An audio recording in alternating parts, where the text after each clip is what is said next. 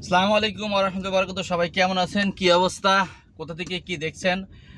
চলে যাবেন না, কয়েকটা সুন্দর কমেন্ট করে যাবেন। ভালোবাসা দিবেন তো ভালোবাসা পাবেন। ভালোবাসা না দিলে কি আর ভালোবাসা পাবেন?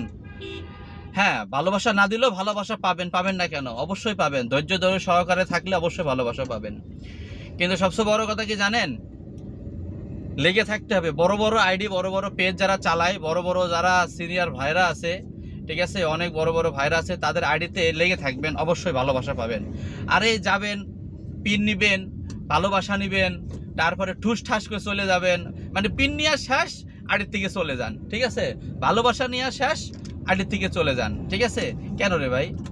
ধৈর্য ধরে থাকেন। 1 ঘন্টা পিনের জন্য থাকতে পারেন, পিন নেওয়ার পরে কি আর 20 মিনিট থাকতে পারেন না?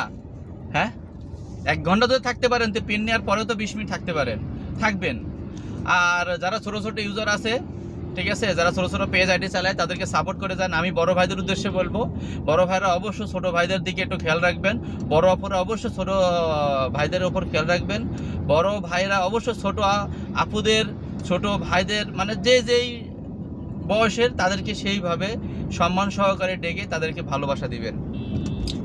আর আমরা যারা মনে করেন যে মূলত ছোট ছোট ইউজার, এখন শিখতেছি, মানে কাজ তো ওইভাবে আমরা এখনো পারি না, ঠিক আছে, শিখতেছি বা বুঝতেছি, ঠিক আছে।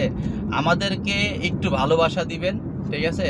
আমরা বড় ভাইদের কাছে আমাদের আপনাদের চাওয়া হলো শেয়ার, ভালোবাসা, ঠিক আছে। একটু সুন্দর সুন্দর কমেন্ট করা। অবশ্যই ভাইয়া, আমরা আপনাদের পাশে ইনশাল্লাহ থাকবো। সবাই যদি সবার পাশে না থাকি, কেউ আগাতে পারবো না। সবাই হলো সেই গর্তই পড়ে থাকবো। গর্ত থেকে উঠতে হলে সবাই সবাইকে সাপোর্ট করতে হবে, সবাই সবাইকে ভালোবাসতে হবে, সবাই সবাইকে কি করতে হবে? স্নেহ, ভালোবাসা, ঠিক আছে, সুন্দর সুন্দর কমেন্ট, তারপরে সুন্দর সুন্দর মন্তব্য, ঠিক আছে। আমরা সবাই সবাইকে ভালোবাসবো, এটা হলো বড় কথা, ঠিক আছে।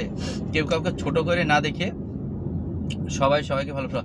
আর একটা বিষয় হলো, রাস্তাঘাটে অবশ্যই যারা পার হবেন, তারা অবশ্যই রাস্তাঘাট দেখে পার হবেন, দেখে শুনে পার হবেন। যেখানে ফুটওভার ব্রিজ নাই, যেখানে ফুটওভার ব্রিজ নাই, সেখানে আপনারা ডানে বামে সুন্দরভাবে ফলো করে এবং এবং ডানে বামে ফলো করবেন এবং দেখবেন যে রাস্তাঘাটে কোনো সমস্যা আছে কিনা, রাস্তাঘাটে কোনো সমস্যা আছে কিনা। এই হলো অবস্থা।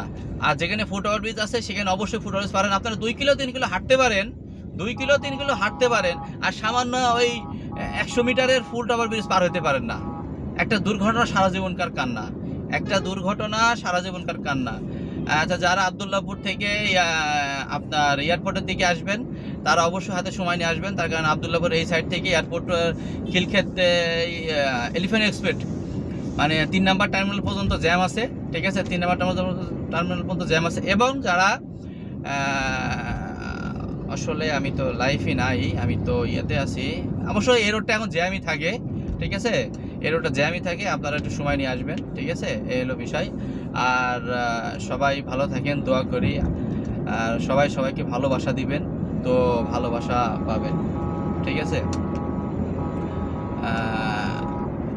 রাস্তাঘাট অবশ্যই দেখে পার হবেন, তার কারণ একটা দুর্ঘটনা সারা জীবনকার কান্না, ঠিক আছে। আসলে বিপদ কখনো বলে আসে না। যেখানে যেখানে ফুটওভার ব্রিজ নাই, যেখানে ফুটওভার ব্রিজ নাই, সেখানে ফুটওভার ব্রিজ নাই, যেখানে যেখানে ফুটওভার ব্রিজ নাই, সেখানে অবশ্যই দেখে পার হবেন। আর যেখানে আছে, সেখানে অবশ্যই ফুটওভার ব্রিজ পার হবেন, ঠিক আছে। তার কারণ আপনি ডানে দেখলেন বামে দেখলেন না, বামে দেখলেন ডানে দেখলেন না, একটা দুর্ঘটনা ঘটে যাবে, ঠিক আছে।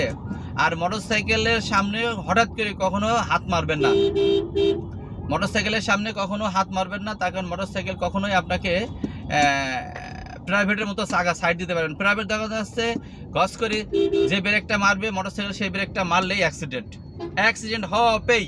তার কারণ মোটরসাইকেল 2 চাকার জিনিস, ও আপনাকে পারবে না। আর প্রাইভেট হলো 4 চাকার জিনিস। 4 চাকার ব্রেক আর 2 চাকার ব্রেক কখনোই এক না। 4 চাকার ব্রেক আর 2 চাকার ব্রেক কখনোই এক না, কখনোই এক না। আপনারা অবশ্যই মোটরসাইকেলের সামনে দিয়ে গেলে সাবধানে যাবেন।